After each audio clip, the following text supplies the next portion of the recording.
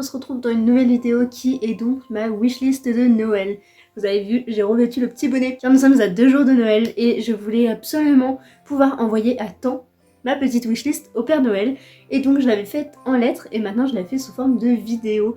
Et donc j'ai trop hâte de vous raconter tout ce que j'ai demandé. Bon, la vérité c'est que j'ai pas tout demandé parce que ça ferait vraiment beaucoup et du coup, c'est pas possible.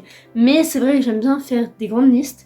Et comme ça, les personnes peuvent choisir et je suis surprise et je l'ai pas, en quelque sorte, choisi. Et du coup, voilà, c'est pour vraiment donner des pistes. Et parce que j'adore faire des listes, comme vous le savez, les listes, les pales, bref, tout, j'aime trop tout ce qui met plein de livres en avant en fait. Dans ces livres que j'ai choisis, il n'y a que 3 genres qui sont ressortis de tout ça. Et donc en premier, je vais commencer par celui en allemand, c'est le fantastique. J'ai donc sélectionné 3 fantastiques. Le premier est L'héritière des abysses, donc de Rick Riordan, qui est l'auteur de Percy Jackson. Et je sais que ma meilleure amie me l'a déjà pris parce que j'étais avec elle et qu'elle m'a pas laissé le choix en fait. Elle m'a dit je te le prends et t'as pas à discuter. Et du coup je sais que je vais l'avoir et je suis trop contente parce que c'est l'auteur de Percy Jackson quoi et ça a l'air trop bien vraiment. Donc voilà, je suis trop contente. On va pas se le cacher, hein, pour tous ces livres je ne vais quasiment pas faire de résumé parce que déjà je ne les connais pas tous. Et en plus, j'aime avoir un petit peu de suspense et puis je relirai de toute façon les résumés et je vous les redirai dans les fameux book hauls, etc. Donc pas de soucis, un jour vous aurez les résumés, sinon ils sont en barre d'infos. Ensuite j'ai demandé Sous le sceau de l'hiver et cette fois-ci je ne connais absolument rien d'autre à part que c'est chez Scrinéo si je me trompe pas et qu'il y a juste hiver dedans et que la couverture est trop belle et sincèrement c'est tout ce qui m'a plu donc voilà, je l'ai demandé et j'espère l'avoir parce que il est trop beau sinon... Bon, après tout, pourquoi je ne craquerai pas au mois de janvier quand j'aurai peut-être du coup des sous qui reviendront sur mon compte. Ensuite à ma famille, du coup, j'ai fait aussi une petite liste et j'en ai mis plusieurs. Et donc il y a Miss Peregrine, le tome 4 et le tome 5 du coup, puisque j'ai 1, 2, 3, 6. Puisque le 6 c'est Babelio enfin Bayard plutôt qui me l'avait envoyé. Et du coup il me manque vraiment que le 4 et le 5. Donc de Miss Peregrine des enfants particuliers, que j'avais adoré le 1 et le 2. Et que je vais poursuivre très prochainement avec le 3 je pense. Donc voilà, j'ai demandé le 4 et le 5 parce que je voulais absolument pouvoir continuer cette petite aventure avec eux. Côté Pupitch, je vous l'ai déjà fait plein de fois, mais du coup on va suivre donc des enfants particuliers, comme son nom l'indique, bravo Amy. Mais donc on va suivre ces enfants qui sont dans un orphelinat et qui sont régis en quelque sorte, enfin qui sont éduqués par Miss Peregrine. Et que dire, enfin leur particularité les rend tellement intéressants et tellement beaux et poétiques à la fois, enfin c'est extraordinaire, vraiment c'est une histoire extraordinaire et c'est pour ça que je vais absolument pouvoir poursuivre avec la suite. Et le fantastique est déjà terminé. C'est vrai que c'est un genre que j'aime vraiment beaucoup mais que je lis pas forcément plus que ça finalement. Je suis vraiment basée sur la fantasy. Regardez qui c'est que j'ai ramené. C'est mon petit bout de chou ici Soma. T'apparais jamais dans mes vidéos toi. Tu veux jamais? Regarde-moi ce petit bout de chou qui veut déjà partir apparemment. T'es pas bien? Ouh, il y a Monsieur le Sapin qui m'intrigue. Donc dans la fantasy, j'ai sélectionné L'Arpenteuse de rêve et clairement, pareil, comme pour Sous le sceau de l'hiver, je ne connais absolument pas l'histoire, mais je sais que ça parle de rêve, un peu au faiseur de rêve. Voilà, il m'en fallait pas plus. C'est vrai que Le Faiseur de rêve n'a pas forcément été un coup de cœur gigantesque, gargantuesque comme certaines disent, mais j'avais tellement adoré et j'ai jamais fini le tome 2. Mais bon, ça c'est un détail et je l'ai commencé en mars dernier. Bref, voilà. Mais mon chat fait n'importe quoi. Je reviens. Le retour du petit chaton qui fait n'importe quoi sous le sapin, n'est-ce pas? Donc du coup, qu'est-ce que t'as demandé toi pour Noël? Ensuite, j'ai demandé The Leaves of Sense, donc mythes et légendes du Grishaverse, qui est donc tiré du grand univers de Leigh Bardugo, du Grishaverse, qui regroupe du coup Grisha, Six of Crows, Kings of Skulls, et je crois que c'est tout. C'est déjà pas mal quand même, ce qui fait déjà 7 romans à lire, c'est pas mal. Je me demande si la 9ème maison est pas à part par contre, donc je sais plus, mais bon bref, en tout cas elle a fait un univers mais gigantesque. Et du coup je me suis dit que c'était l'occasion pour découvrir le recueil justement des mythes et des miracles, comme c'est écrit, qu'ils évoquent dans le livre, comme ils évoquent dans la série, donc Shadow and Bone, etc. Donc voilà, je me suis dit que c'était vraiment l'occasion en fait de la voir, et puis de pouvoir le lire après. Ensuite, j'ai demandé Enchantment of Ravens, qui est de Margaret Rogerson, qui est donc écrit On le voit un petit peu ici, donc Sorcery of Songs, que j'ai toujours pas lu, mais qui me tente énormément, et je sais que Enchantments of Ravens, pardon, est beaucoup plus petit, et je me dis que c'est peut-être par celui-ci que finalement je commencerai avec cette autrice, parce que celui-là il est un petit peu plus gros. Voilà, mais c'est vrai que les deux me tentent énormément, et puis bah, Ravens, les corbeaux, j'adore, bref, voilà, Enchantment of Ravens, c'est un titre qui me parle beaucoup et que j'ai vraiment envie de découvrir. Entre le chat et mon chapeau qui me grattait comme pas possible, j'ai changé de décor et je me retrouve en sapin. Vraiment, je suis insortable, intenable. Et ma petite guirlande tombe, ça va pas du tout. Donc toujours dans les Grishaverse, j'aimerais avoir Kings of Skulls, donc le tome 1, mais du coup la duologie serait cool. Mais bon, après, je peux pas avoir tout comme ça. Et tout se fera en temps et en heure. Et en tout cas, ça fait partie des livres, on va dire, prioritaires que j'aimerais vraiment avoir. L'histoire, pareil, tout en barre d'infos, je vous laisserai aller voir. Mais sinon, c'est autour de Nikolai, si je me trompe pas, qui est donc aussi du Grishaverse, comme je vous le disais, pour le premier roman du Grishaverse. Et voilà, c'est vraiment un univers qui me hype de fou et qui est tellement vaste et tellement décrit et propre à lui-même que c'est vrai que j'ai trop envie de pouvoir continuer ma découverte en fait de ce monde. Ensuite, mon copain m'a dit qu'il me prendrait certainement un sorcier noir éternel. C'est pas encore sûr, mais il y a moyen que ce soit celui-ci. Et je vais pas vous le cacher, j'ai un petit peu oublié le résumé, comme un peu tous, hein, on est bien d'accord. Mais il me semble que c'est une réécriture du conte de La Belle et la Bête. Mais je ne veux pas vous dire de conneries, donc vraiment allez en barre d'infos. Mais il me semble que c'est ça, et c'est donc pour ça je pense qu'il y a des ronces aussi sur la couverture. Après, je ne veux pas faire de bêtises. Ensuite, Amel, je lui ai aussi demandé en quelque sorte, donc écrit Evie Wild, le tome 2, car le tome 1 était un énorme coup de cœur, j'avais adoré. C'est donc une sorcière qui est vraiment super drôle, et qui est feignante, mais en même temps qui est super douée. Et c'est vrai que ça fait longtemps que je me tanne en quelque sorte à me dire faut que tu l'achètes, faut que tu le prennes, nanana. Mais vu que je les trouve que sur une plateforme en ligne dont je ne citerai pas le nom, mais vu que je trouve que là-bas, j'évite quand même d'acheter sur ce genre de plateforme parce que je préfère soutenir la librairie qui est à côté de chez moi ou les librairies, etc. Et donc c'est aussi pour ça peut-être que je l'ai pas commandé tout de suite. Mais c'est vrai que c'est un de ceux qui me tente depuis avril, je crois, ou mai, un truc comme ça, que j'ai lu le tome 1. Et voilà. Ensuite, j'aimerais trop avoir le Twisted Tale, donc Où est la vraie vie de Réponse.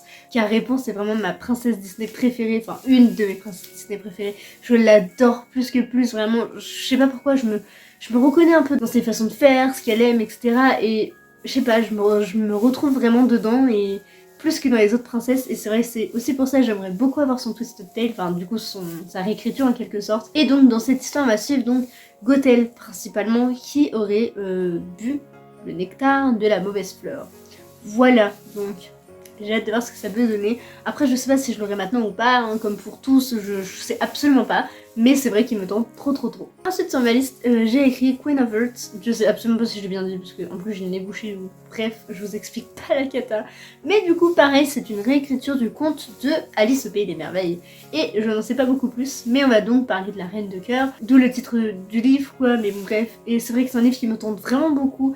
Déjà parce que la couverture me hype trop. C'est une carte sur le dessus et je trouve ça trop beau. Et le fait que ce soit une réécriture, encore une fois, j'aime trop ça, vraiment. C'est vrai que j'en lis jamais. Et je crois que La Malédiction de Hightmore a été mon premier. Et j'étais tellement pas déçue que je vous promets, je vais en lire plein d'autres parce que c'était trop bien. Ensuite, il y a un livre que j'ai en VO et que je pense pas forcément lire en VO parce que j'ai un peu peur de mon niveau de langue, mais en soi, j'aimerais découvrir cette œuvre, enfin ce livre qui est une œuvre à l'heure actuelle parce que tout le monde en parle et il n'y a que des retours positifs, donc c'est un peu dans les incontournables de maintenant.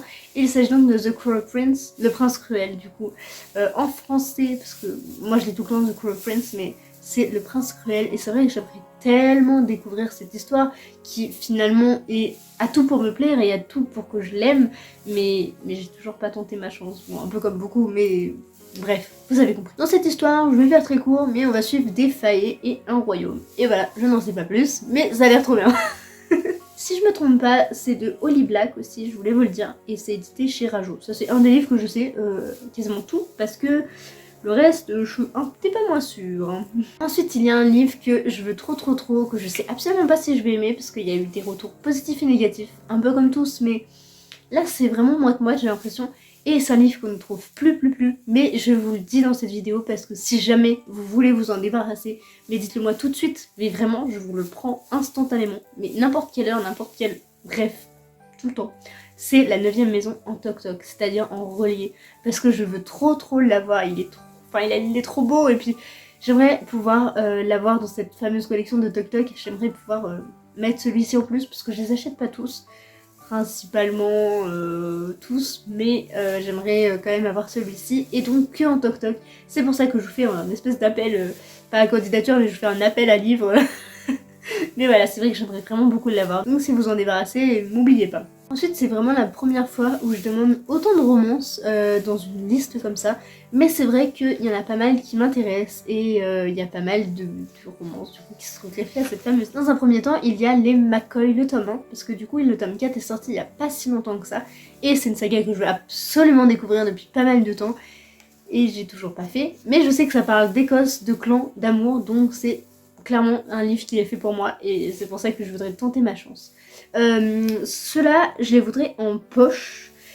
Du coup, la plupart sont brochés. Mais c'est vrai que les Hugo New Romance, c'est plutôt en poche parce que j'en ai quelques-uns par là qui sont déjà en poche. Et du coup, pour pas tout déséquilibrer et avoir des brochés, des poches de Hugo, un peu n'importe comment, je me dis que celui-ci, j'aimerais bien l'avoir en poche. Ensuite, j'aimerais vraiment beaucoup avoir Orion tome 1 puisque j'ai le tome 2 qui est chez moi parce que j'avais trouvé d'occasion à vraiment pas cher, genre moitié prix, un truc comme ça, et du coup je m'étais dit je le prends, il est en bon état et tout, donc bref.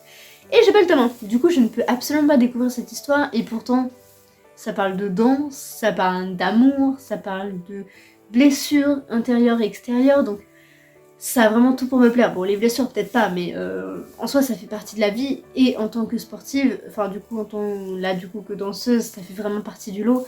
Et c'est vrai que j'aimerais vraiment pouvoir découvrir cette histoire. Ensuite, une autre romance que je sais quasiment plus le résumé pareil, mais je sais que ça parle de mythologie, que c'est un roman qui a fait un tour gigantesque sur TikTok, et que c'est pour ça qu'il est un peu revenu des tréfonds des bibliothèques, des librairies. Je suis désolée, mon carnet n'arrête pas de tomber. Et puis si j'avais pas écrit, je m'en souviendrai plus. Et c'est vrai que du coup, il m'a beaucoup intriguée et j'aimerais peut-être aussi pouvoir le découvrir à mon tour et me donner mon propre avis. Même si j'ai peur quand même. Je sais pas en fait si ça passera ou non, mais je sais qu'il a beaucoup plu et je me dis pourquoi moi ça me plairait pas. Donc je pourrais tenter ma chance. Il s'agit de Le Chant d'Achille, donc de je sais plus qui. Évidemment je sais plus du tout, mais c'est Madeleine, je sais plus quoi, Mitch. Je sais plus, bref, ça sera écrit.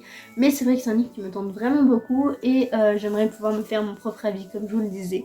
Et donc celui-ci, pareil, en poche. La plupart des romances, je les ai vraiment mises pour Mélanie, parce que je sais qu'elle aime beaucoup ce genre-ci. Je pense que c'est pour ça que j'en ai proposé plusieurs. Et du coup, le prochain, c'est Nos âmes tourmentées, donc de Morgane Moncomble, si je me trompe pas. Bref, je ne veux pas dire de bêtises, donc je l'afficherai. Mais je crois que c'est cet auteur, cette autrice du coup, je sais plus ce que je dois dire. D'ailleurs, petit débat interne, vous dites auteur avec un E ou autrice? Parce que ça m'intéresse vraiment. Mais c'est vrai que grammaticalement parlant, autrice, ça sonne plutôt bien. Et donc j'ai demandé celui-ci, Nos âmes tourmentées, car c'est un livre qui a tourmenté, petit jeu de mots, plusieurs lectrices et lecteurs. Et c'est vrai que du coup, ce côté-ci m'a beaucoup hypé, et je crois que c'est deux amis d'enfance qui reviennent à leur terre natale ou un truc comme ça. Mais je sais qu'il y a une fille qui va à sa terre natale et qui rencontre un mec, etc. Et bon, bref, c'est une romance à la Hugo, quoi. Mais c'est vrai que ça m'a un petit peu intriguée, et j'avoue que de temps en temps, une petite romance, ça fait pas de mal. Il en reste deux, donc, et c'est aussi des romances, du coup. C'est vrai que j'ai pas l'habitude de demander, en quelque sorte, ce genre de livres. J'en achète très peu, hein. Comme on peut voir ma bibliothèque, en fait, je crois que j'en ai pas du tout. Vraiment, je crois que j'ai pas de romance à part ici. C'est des romances de Noël, mais je crois que j'ai quasiment pas de romances en fait. Ils sont chez moi. Et c'est vrai que j'en ai quelques-uns. Donc les Dimili, les After, que j'en ai lu qu'un. Parce que les After, finalement, c'est pas vraiment pour moi. J'ai donc Orion, le tome 2. Les Kissing Both. Mais je crois que j'ai pas d'autres romances. C'est déjà pas mal. J'ai Adopted Love aussi, mais vous voyez, j'ai vraiment pas beaucoup de romances parce que c'est vraiment pas un genre que je lis beaucoup. À part les 10 000 par contre qui m'ont transporté vraiment. Je pense très souvent à cette saga. Et je sais pas pourquoi, mais le style un petit peu de 10 000 me fait vraiment penser à Lynn Gorman. Je sais pas pourquoi, mais il y a un truc qui fait que je relis un peu les deux, je sais pas. Et j'ai aussi donc les derniers qui sont rajoutés, c'est les Ashes Falling for the Sky qui sont donc ici et que j'ai très hâte de lire. Bref, revenons-en à nos moutons, et les deux derniers sont donc Scottish Rhapsody de Belinda Bain, si je me trompe pas, qui est tous chez Hugo en fait, si je me trompe pas non plus. Mais je crois que celui-ci n'est pas sorti en poche, mais en grand format ça me... Tant pis, c'est pas grave, c'est vrai que c'est une histoire qui me tente vraiment beaucoup. Et si je me trompe pas, c'est une histoire du coup qui est comment dire, de partir à l'aventure et juste partir à l'aventure avec son amoureux, un truc comme ça, bon bref. Ou son ami, je sais pas, mais ça a l'air trop bien et je sais que je veux trop le lire. Et donc celui-ci je l'avais demandé à ma famille, et le prochain aussi donc qui est My Dear Fucking Prince du coup, qui est donc une romance MM cette fois-ci entre le prince d'Angleterre et pas le prince mais le fils du président des États-Unis. Voilà. Ça n'a aucun sens dans ce que je vous raconte, mais voilà, c'est un petit truc comme ça. En fait c'est un lien entre l'Amérique et l'Angleterre, et du coup voilà, c'est juste ça, déjà ça m'a charmé. En plus ça parle de prince, en plus ça parle de journal parce qu'ils vont passer dans les médias etc, parce que c'est des princes, enfin il y en a un qui est un prince, l'autre je sais pas exactement, mais bon bref. Et du coup ça a l'air vraiment trop bien, et en plus c'est chez Lumen, et c'est vrai que c'est une maison d'édition chez qui j'ai jamais été déçue, donc c'est une valeur sûre.